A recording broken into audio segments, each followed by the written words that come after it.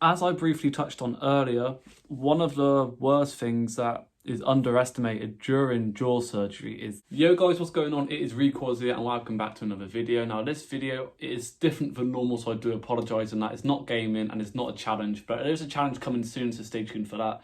But this video, I'm just going to discuss my jaw surgery and the things you should know beforehand, because when I looked at content for myself when I was going through it, I couldn't find a lot that discussed what I actually went through.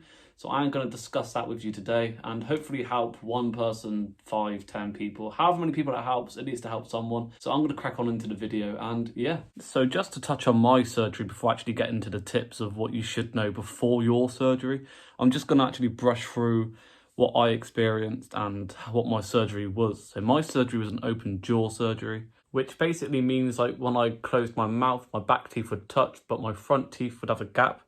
It was actually like half an inch of a gap, so when I bite down, my front teeth and my bottom teeth actually never met. So that surgery was to correct that. And then I had braces since I was 16. I'll put a photo in here. And then after that whole case of braces, it made the open bite worse. So they had to agree before I had braces that I'd have to have the open jaw surgery, which I agreed to.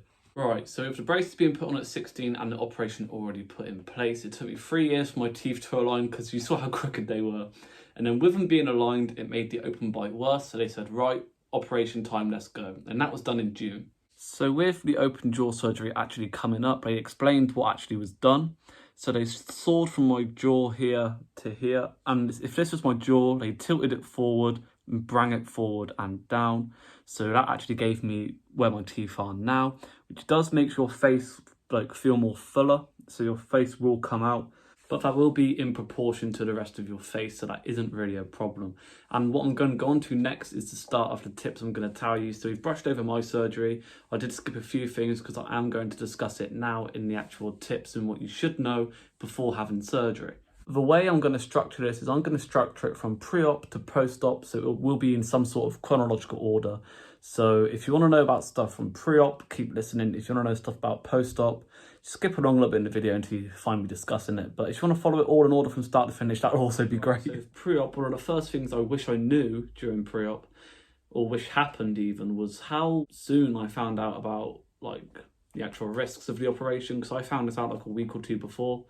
I wasn't told about the open jaw like risks when I agreed to it when I was 16, or even when I was going through the braces and my teeth moving when I was like 18, 19, and they was discussing the actual operation itself. I didn't find that out until like a week or 2 weeks before, which for someone quite young is quite scary, because I mean you've got the obvious one, which is death because of blood loss.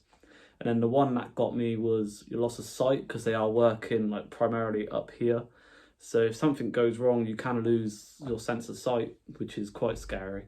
But yeah, I wish I knew that earlier as such for pre-op. This one is more preparation for what I'm about to go on to in a minute. But this one is just buy a blender. Because if you're having a jaw operation, you are not going to be able to eat solid foods for at least 4 to 6 weeks on the best case scenario. Because your jaw's going to be barely moved. You're going to be wired shut from the hooks on your braces. You're not going to be able to open your mouth as much. Especially in the case of a double jaw surgery where both jaws are operated on, the healing process is longer because you can't actually move your bottom jaw at all. So your blender will be your best friend and actually to make some nice smoothies and actually have some decent sort of liquid food during that time. Because apart from that, it was either soup through a straw, which is horrible, or like a little teaspoon I tried to fit in my mouth, but sometimes that didn't work. So I actually had a syringe. So if it does hurt to open your mouth as such, I had a syringe, and my girlfriend or my mum would literally get the syringe, poke it through the tiniest hole they could find and just squeeze it. I did not look forward to eating food, but smoothies did actually make it taste good. So please, whatever you do, get a blender, it will help. Now this one is more of a tip and not really what you should know before and after surgery. But you're going to be off for 6 weeks. I mean, that's how long I was off for. I was signed off work for 6 weeks. And it was during the peak of summer. And the day I left the hospital was 30 degrees, which was horrible. But going on back to the point, you're going to be chilling at home or around the house for 6 weeks.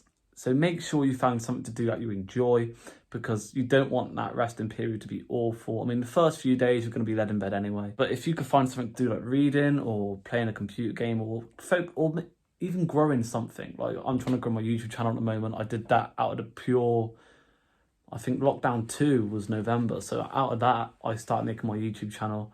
So that's something I've actually done and started doing, which I've enjoyed. So with spare time, try to do something and make the most of it, because it's very rare we get that long spare time unless it's for a medical reason or a whole worldwide pandemic will try to strike, as it did.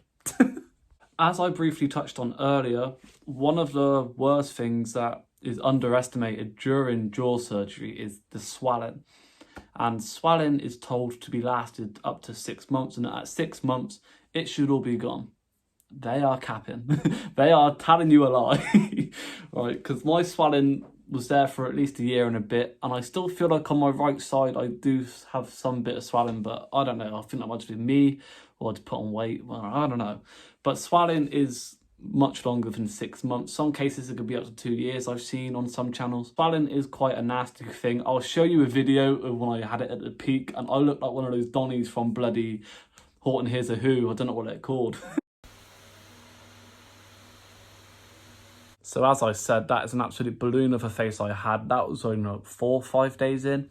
But after that, it does go down and get better. But like I said, it's much longer than 6 months, or mainly is longer than 6 months, that the healing process is. But moving on from swelling, you've had the operation done. You are now home in your own room, and you are going to want to learn to try sleep on your back. That helped me a lot. It made sleeping more comfortable for me. And that is because it avoided me sleeping on the sides of my face or face down. If you sleep face down anyway, what you're doing, but it avoids like any risk of actual like injury or just like pain in your jaw at the time. So if you sleep on your back with your head to the back of your pillow, then you should be all right. I actually slept with, I think, 3 pillows. I sort of slept upright as such, which is quite weird. I did try to sleep upright most of the time because I found that most comfortable than laying down, because I do tend to like move in my sleep. But it's whatever you find comfortable, I mean. But for me personally, I found it better to be sort of elevated as such and then led backward instead of going to back to straight how I used to sleep, really. We only have a few left, but one of the most important ones, I think, is do not rush the healing process. And this is because you do not want to risk any injury to yourself. You don't want to risk having a second operation, which is actually optional, because where I have the metal plates here under my eyes, I will show you in a minute. But when I have the metal plates here, they did say it's optional to have them removed after an amount of time, but I don't think I will. Unless there's some issue that happens in the near future, then I will. But like I said, you do not want to rush it to avoid any injury or any second operation, which is unwanted. And in that same breath, the last one is if you do end up having any issues with your jaw surgery or anything post-op like your doctor doesn't know about, whether it's a year down the line or a few weeks after, anything, just make sure you do get back in touch and get it sorted, because the longer you leave it, the longer that it will become more of a problem down the line. So make sure you do get that sorted straight away, because the last thing you want is something going wrong in your jaw. Like I've got a clicking sound here when I eat, which I do need to actually check up on, but I actually haven't, and it's been 2 years. So don't do what I did. If you have something wrong, go check it, all right? So with all that being said, that is all my tips and all the things you should know before your jaw operation. But I will quickly show you my jaw or x-ray after the surgery, but do make sure that you should get yours before and after so you can actually see what the difference is, because I never got my before x-ray, which I'm still trying to get a hold of, but here it is. And yeah, guys, I hope you really did enjoy this video. I know it's something different, and I will be back to challenge videos and gaming videos in the future. But I just wanted to make this for the people who are struggling to find any content out there. And if they do come across this and it actually helps them. But yeah, guys, thank you for watching. And I definitely know there are 2 challenge videos coming up in the next 2 weeks. One of them is a collab, and the other one is just a me, myself, and I one, I guess. So thank you all so much for watching, and I'll make sure to see you in the next video. Like, subscribe, turn post notifications on if you want to see more videos, and peace.